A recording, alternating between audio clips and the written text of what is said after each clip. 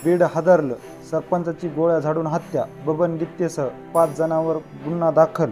नेमकं घडलंय काय तेच आपण ह्या व्हिडिओच्या माध्यमातून जाणून घेऊ. बीड जिल्ह्यातील परळीमध्ये धक्कादायक घटना घडली आहे. परळीमध्ये गोळीबार झाला असून यात एकाचा जागीच मृत्यू झाला असून एक जण गंभीर जखमी झाला आहे.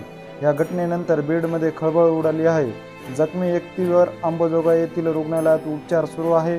गोळीबारानंतर मोठ्या प्रमाणात पोलीस बंदोबस्त तैनात करण्यात आलेला आहे.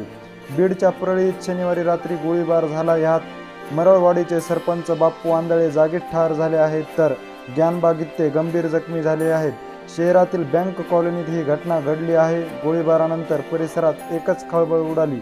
सध्या जखमीवर अंबाजोगाई येथील स्वामी रामानंद तीर्थ ग्रामीण रुग्णालयात उपचार सुरू आहेत.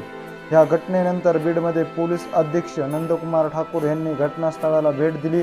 सध्या ते परळीत ठाण मांडून आहेत. या प्रकरणी राष्ट्रवादी काँग्रेस शरद पवार पक्षाचे नेते बबन गित्ते यांच्यासह 5 जणांवर गुन्हा दाखल करण्यात आलेला आहे. आर्थिक देवाणघेवाणीतून हा गोळीबार झाल्याच्या एफआयआरमध्ये नमूद करण्यात आलेले आहे.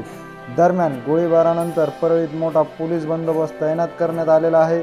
मृत बाप्पू आंधळे हे अजित पवारांचे राष्ट्रवादीचे कार्यकर्ते असल्याची माहिती मिळत आहे.